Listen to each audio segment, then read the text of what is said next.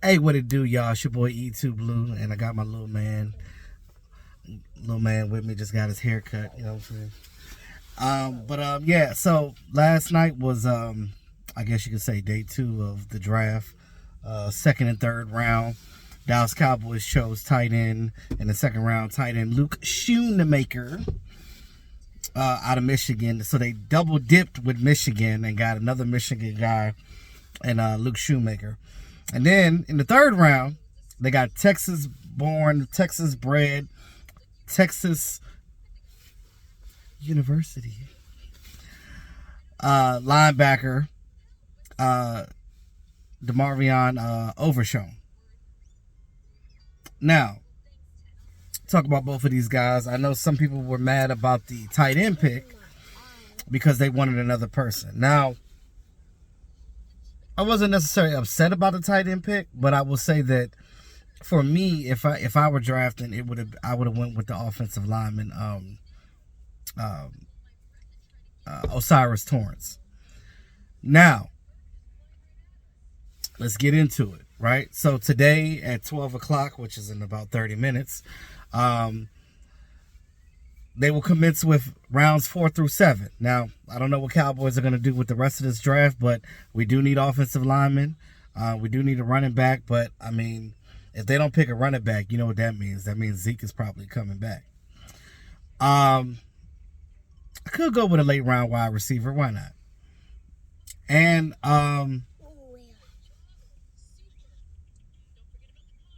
cornerback or safety. Because remember,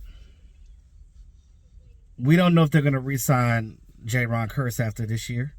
We do have that three-headed monster for this year, but you may not have that three-headed monster for next year. So you might need to, groom a young safety, to get in those spots. Now, I like the picks. I really don't have a problem with the picks. I'm not really mad at it, and I will tell you why. So let's start with the round 2 pick, Luke Schoonmaker. So tell you about his upside. Now, he is a better Dalton Schultz.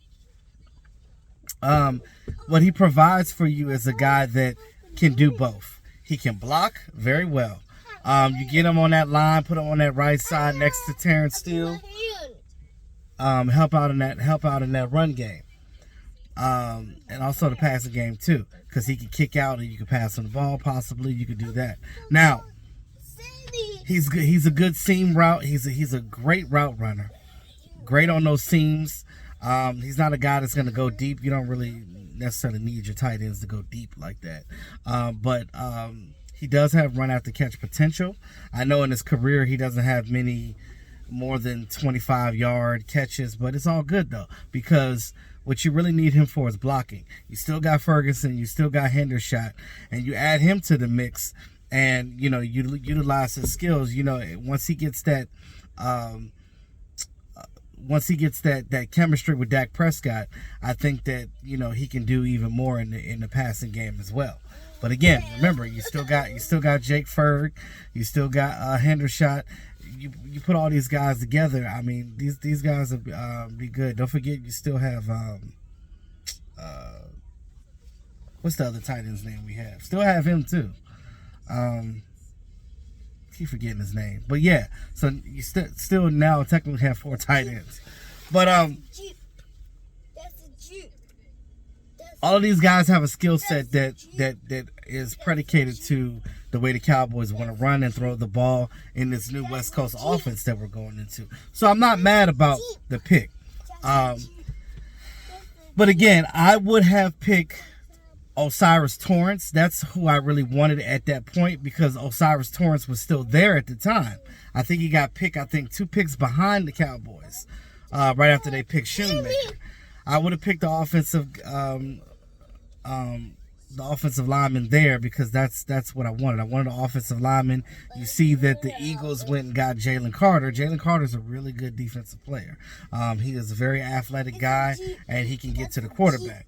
So you're going to need these offensive linemen to block, because you're going to play the Eagles twice a year, and you have to predicate your team. Calm down. You got to predicate your team based off of how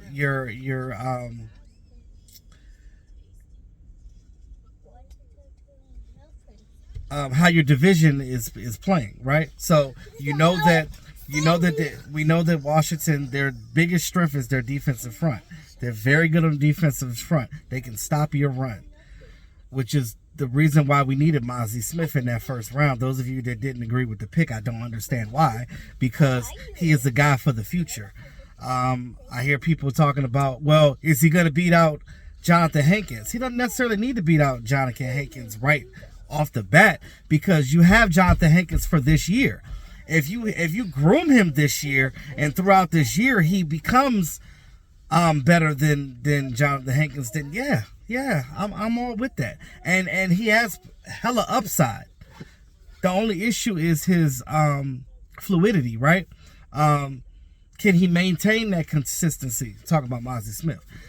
Now, with him behind Jonathan Hankins and also Diggy he's going to learn off the bat with Dan Quinn. So I have no qualms about that. And you're going to have him for years to come.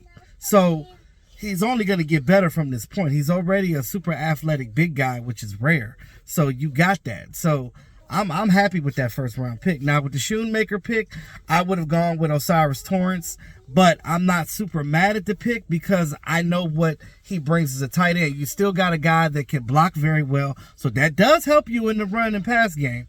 And he can also run good routes like a Travis Kelce type of guy and get you those catches when you need it. Basically a better Dalton Schultz. So I'm not upset with that. Now let's move on to the third round pick with Demarvion Overshown. Now this guy right here is a super athletic, rangy linebacker that is converted from a safety. He converted to a Sam linebacker from a safety, and he's a sideline to sideline type of guy. So with our guys hopefully stopping that run up front and keeping those offensive linemen off of those linebackers and letting them run free, those running backs ain't getting nowhere. And they'll be able to control the tight ends and things of that nature as well. So I like to pick with and he's a special teams guy too. He has special teams experience. So with Overshown, you got a special teams experience. You got a young rangy linebacker that is a converted safety, so he understands how the safety plays, coming down in the box as a linebacker, playing that Sam linebacker position, playing sideline to sideline, and controlling that front. That is important. So you add him to a young linebacker core with Jabril Cox and Damone Clark and Devin Harper. I'm happy for that because these guys are the future. You groom these guys, so whenever Leighton is done playing and Micah is technically not a linebacker no more, he's rushing the passer. So you got these guys in the back learning and growing. I can't be happy about that. The Cowboys in this draft didn't pick sexy picks, and that's probably what the masses are worried about. Everybody wants a sexy pick. Who gives a shit? Oh, I'm sorry. Who gives a shit? Who cares? This situation right now that the Cowboys are in, they did the right thing in this draft. They picked what they did what they were supposed to do. I know some people said they reach. I don't see any reach.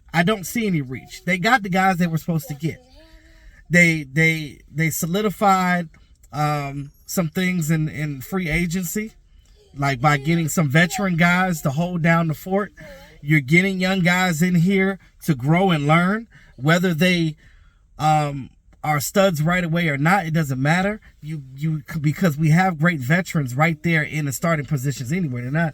A lot of these guys aren't really starting over certain people that they are outside of Schoonmaker.